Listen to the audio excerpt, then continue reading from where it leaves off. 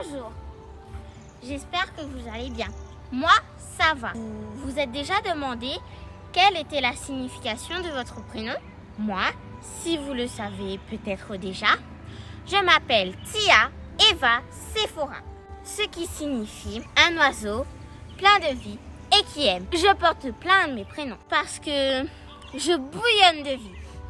Savais-tu que dans la Bible, quand un enfant allait naître, les parents réfléchissaient à un nom. Et ce nom reflétait vraiment bien le caractère de l'enfant. Aujourd'hui, je vais te parler des 10 premiers patriarches de la Bible. Adam, qui signifie fait de terre glaise. Adam a été façonné lui-même par les mains de Dieu.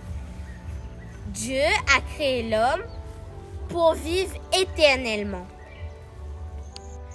Seth, qui signifie celui qui est venu à la place d'un homme. Après la mort d'Abel et le fait que Caïn soit en exil, Adam et Ève ont eu un troisième fils. Grâce à lui, on commença à invoquer le nom de l'Éternel et l'espoir revint. Donc, Seth veut dire remplaçant.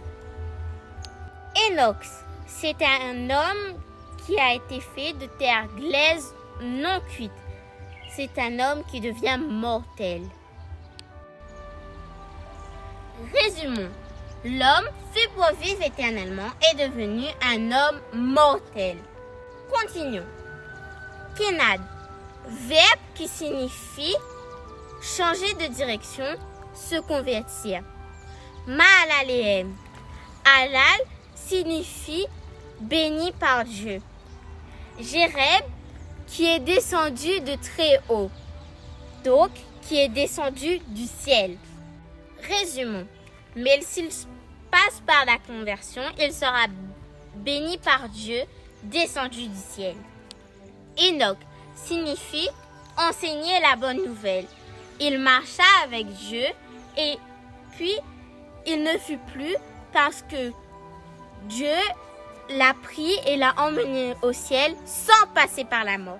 Métuséla, qui veut dire sa mort annonce une bonne nouvelle.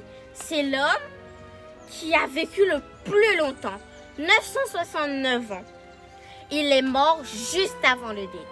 Lémec signifie être fatigué. Noé.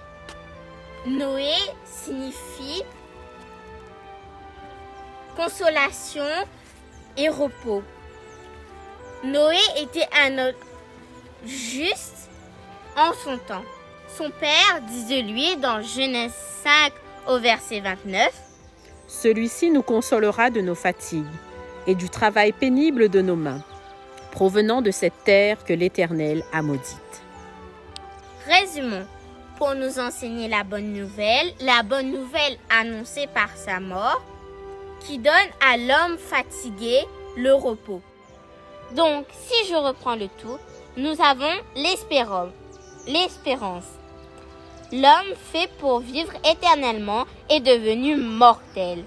Mais s'il passe par la conversion, Dieu le bénit, car il est descendu du ciel pour nous enseigner la bonne nouvelle de sa mort apportée à l'homme fatigué le repos. Avant le déluge, Dieu envoya Noé pour qu'il puisse nous avertir de ce qui allait se passer, pour que les gens puissent se repentir et qu'ils soient sauvés de la catastrophe qui allait arriver. De même, cette promesse est valable encore aujourd'hui. Dieu veut que nous passions par une étape de repentance pour qu'il puisse nous amener dans son repos. Aspires-tu cela?